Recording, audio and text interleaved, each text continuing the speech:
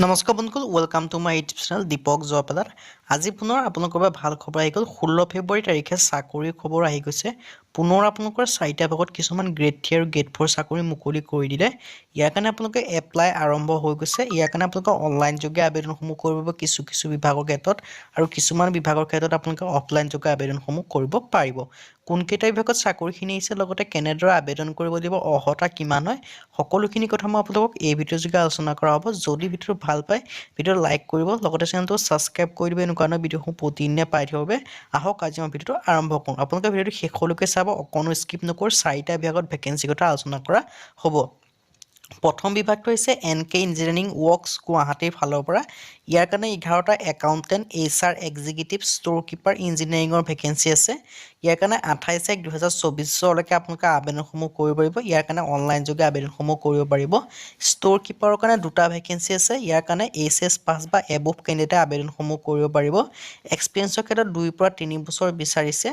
যদি আপোনালোকৰ এক্সপিৰিয়েঞ্চ 2ৰ পৰা 3 বছৰ আছে, এনেকুৱা কাম কৰা অভিজ্ঞতা, তেন্তে আপোনালোকে আবেদনসমূহ কৰিব পাৰিব।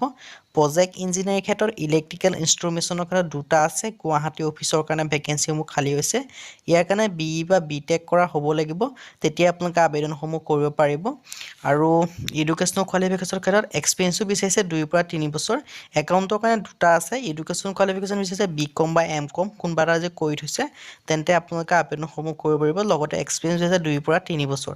এডুকেশ্যন কোৱালিফিকেশ্যন বিচাৰিছে BE বা BTech, এক্সপিৰিয়েঞ্চৰ ক্ষেত্ৰত 2ৰ পৰা 3 বছৰ ক'লোৱে। এজ লিমিটৰ ক্ষেত্ৰত নট এপ্লিকেবল, ইয়াত কোনো উল্লেখ কৰা নাই এজ লিমিট। আৰু এপ্লিকেশ্যন ফিজ আপোনালোকে কোনো দিয়াৰ প্ৰয়োজন নাই। আৰু এই ভেকেঞ্চিকেইটাৰ কাৰণে আবেদন কৰিবলৈ আপোনালোকৰ CV যিখন বায়'ডাটা হয়, এই বায়'ডাটাখন আপোনালোকৰ এইটা মেইলত পঠাই দিলে আপোনালোকৰ আবেদনসমূহ কৰি ল'ব পাৰিব। 28/1/2024 আগত আপোনালোকে বায়'ডাটা পঠাই দিব লাগিব। তাৰ যিটো 2 নম্বৰ বিভাগ আহিছে, আমি সেই বিভাগটোলৈ আপোনালোকক ভেকেঞ্চিৰ কথা আলোচনা কৰা হ'ব। 2 নম্বৰ যিটো বিভাগ আহিছে, সেইটো হৈছে IIT গুৱাহাটী ফালৰ পৰা। ইয়াৰ কাৰণে আপোনালোকৰ জুনিয়ৰ এছিষ্টেণ্ট ভেকেঞ্চিৰ কাৰণে খালী পদ আহিছে, আৰু ইয়াৰ কাৰণে আপোনালোকে এপ্লাই অনলাইন যোগে কৰিব পাৰিব।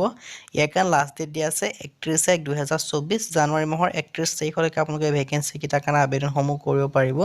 কেটেগৰী আছে, আপোনালোকৰ ভেকেঞ্চিসমূহ দেখিব পাৰিছে। UR কেটেগৰীৰ কাৰণে 3টা আছে, SC কাৰণে 1টা আছে, OBC কাৰণে 1টা, EWS কাৰণে 3টা। আৰু পে লেভেলৰ ক্ষেত্ৰত আপোনালোকক দিয়া হ'ব 7 পে কমিশ্যনৰ আণ্ডাৰত দিয়া হ'ব। এজ লিমিটৰ সম্পৰ্কে আপোনালোকে দেখিছে 30 বছৰৰ পৰা আপোনালোকে ভেকেঞ্চিকেইটাৰ কাৰণে আবেদনসমূহ কৰিব পাৰিব। এডুকেশ্যনেল কোৱালিফিকেশ্যনৰ ক্ষেত্ৰত আপোনালোকে দেখিব পাৰিছে বেচেলৰ ডিগ্ৰী বিচাৰিছে। যদি আপোনালোকে BA BSc বা BCom যদি এনেকুৱা ধৰণৰ কিবা কোৰ্চ যদি আপোনালোকে পাছ কৰি থৈছে, তেতিয়া আপোনালোকে আবেদনসমূহ কৰিব পাৰিব। ইয়াৰ কাৰণে আবেদন কৰিবলৈ IIT গুৱাহাটী বুলি আপোনালোকে গুগল বা ক্ৰমত লিখি পেলাই যিটো ফাৰ্ষ্ট লিংক হ'ব তাত ক্লিক কৰিলে আপোনালোকে আবেদন কৰাৰ আৰু যিটো পদ্ধতিটো পাই যাব বা আবেদন কৰাৰ লিংকটো পাই যাব। তাৰপিছত 3 নম্বৰ যিটো বিভাগ আহিছে, ৰৈছে চিফ জুডিচিয়েল মেজিষ্ট্ৰেট গোৱালপাৰা। আপোনালোকৰ এইখিনি ভেকেঞ্চি আহিছে। 6 তাৰিখে এডভাৰটাইজমেণ্টখন আহিছে, আৰু লাষ্ট ডেটৰ সম্পৰ্কে আপোনালোকে মোটামুটি 25 তাৰিখমানলৈকে আবেদনসমূহ কৰিব পাৰিব। ইয়াৰ কাৰণে অফিচ পিয়নৰ গ্ৰেড 4 কাৰণে 2টা ভেকেঞ্চি আহিছে। ইয়াৰ কাৰণে দৰমহাৰ ক্ষেত্ৰত 12,000 পৰা 52,000 টকা পৰ্যন্ত আপোনালোকক দিয়া হ'ব। লগতে উইথ গ্ৰেড পে 3,900 টকা দিয়া হ'ব।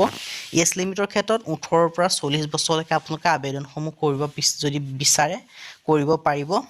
লগতে এজ ৰিলেক্সেশ্যনসমূহ পাব। SC SC কাৰণে 5 বছৰ, OBC কাৰণে 3 বছৰ পাব, PWD কাৰণে 10 বছৰ পাব। এডুকেশ্যন কোৱালিফিকেশ্যন বিচাৰিছে মাত্ৰ 8 পাছ। যদি আপোনালোকে 8 পাছ কৰি থৈছে, তেতিয়া আপোনালোকে ভেকেঞ্চিকেইটাৰ কাৰণে আবেদনসমূহ কৰিব পাৰিব। আৰু ইয়াৰ কাৰণে আবেদন কৰিবলৈ আপোনালোকে যিখন এখন আছাম গেজেট পাৰ্টনাৰ বা আছাম ষ্টেণ্ডাৰ্ড ফৰ্ম হয়, সেই ফৰ্মখন আপোনালোকে ভালদৰে ফিল আপ কৰি যিটো আপোনালোকৰ এড্ৰেছ দেখাইছিল ওপৰত, সেই এড্ৰেছটোত পঠাই দিলে আপোনালোকৰ আবেদনসমূহ কৰি ল'ব পাৰিব। আজি একেবাৰে অন্তিমটো বিভাগ আহিছে, এইটো হৈছে BP চলিহা কলেজ নগৰবেৰা কামৰূপ ফালৰ পৰা আহিছে। 13টা প্ৰফেচৰ গ্ৰেড 3 আৰু গ্ৰেড 4 ভেকেঞ্চি আছে। ইয়াৰ কাৰণে 15 দিন দিয়া আছে। মোটামুটি আপোনালোকে ফেব্ৰুৱাৰী মাহৰ ভিতৰতে আবেদনসমূহ কৰি ল'ব পাৰিব।